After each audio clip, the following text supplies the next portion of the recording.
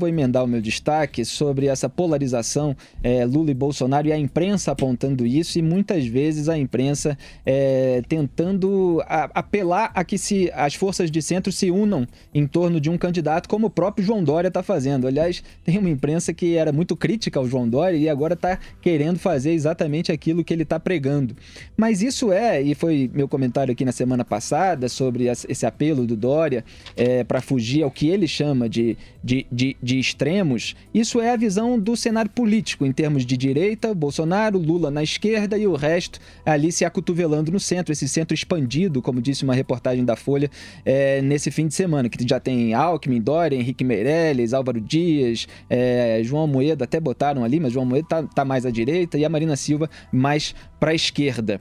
Mas aí o estrategista de campanha do Marcelo Crivella, prefeito lá do meu Rio de Janeiro, o nome dele é Marcelo também, Faulaber, eu não sei como é que se pronuncia esse sobrenome, ele escreveu um artigo no El País que faz uma análise muito precisa e toca em pontos que eu venho chamando atenção há muito tempo também. Ele explicou que não se pode dividir o eleitorado brasileiro apenas entre direita e esquerda, que esse tipo de segmentação funciona muito bem em alguns países desenvolvidos, mas no Brasil é absolutamente falsa, mesmo no ambiente polarizado das redes sociais. Então, ele prefere segmentar o eleitorado em 4 grandes grupos. 1. Eleitores com valores conservadores, que preferem ou precisam de um Estado grande. 2. Eleitores com valores liberais, que preferem ou precisam de um Estado grande. 3. Eleitores com valores conservadores, que preferem um Estado pequeno. E 4. Eleitores com valores liberais, que preferem um Estado pequeno. É um problema essa definição, esse conceito que ele usa de liberal, porque na verdade ele está se referindo aos costumes, né? Aquela pauta lá de homossexualidade, aborto, liberação das drogas, é sobre isso que está sendo dito. Eu critico várias vezes aqui no programa a tradução desse termo literal. Nos Estados Unidos, os liberals, a palavra liberal é usada para definir a esquerda, e aqui quando se traduz gera uma confusão, porque liberal aqui é mais usado para o liberalismo clássico na economia, né? Lá nos Estados Unidos eles fazem até uma distinção, eles falam Classic Economic Liberal ou Classic Liberal, né?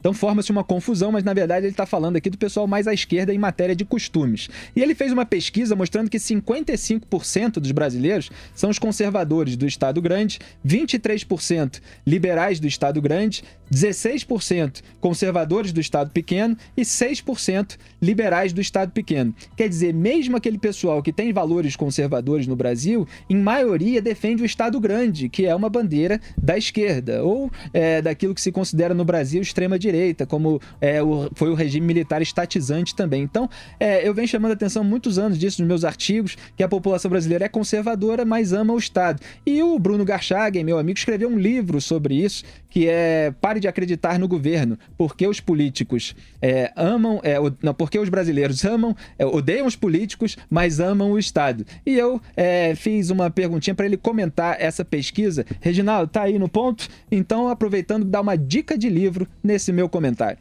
Na pesquisa, ele identifica esses liberais como sendo aquele grupo da população que assume como correto posições liberais no ponto de vista dos costumes, basicamente uma visão com relação às drogas e com grupos LGBT, etc.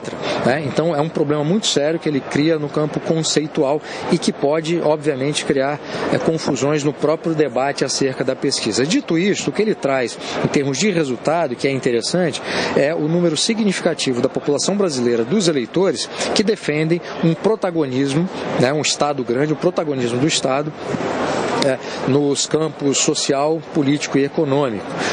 E isso é uma confirmação empírica da tese central do meu livro, Pare de Acreditar no Governo, cujo subtítulo resume o que eu quis explicar no livro, porque nós brasileiros não confiamos nos políticos e amam o Estado. E essa pesquisa, os resultados dessa pesquisa mostram exatamente aquilo que eu historicamente e teoricamente tentei mostrar no livro, que é uma visão que deve ser confrontada em virtude dos resultados muito ruins, desastrosos desse protagonismo do Estado na vida social, política e econômica. A gente sabe as consequências nefastas do aumento do tamanho do Estado, foram assim nos 14 anos de governo do PT, aumenta o déficit, aumenta a inflação, aumentam os impostos e fica aí esse déficit fiscal, por exemplo, da Dilma de 170 bilhões de reais, mas é difícil na hora da eleição você convencer eleitores que estão preocupados com a própria barriga, muitas vezes estão preocupados em ganhar alguma coisa e eles foram mimados durante muito tempo a fazer isso, então mudar essa percepção vai ser muito difícil e vamos ver como é que os candidatos vão se comportar.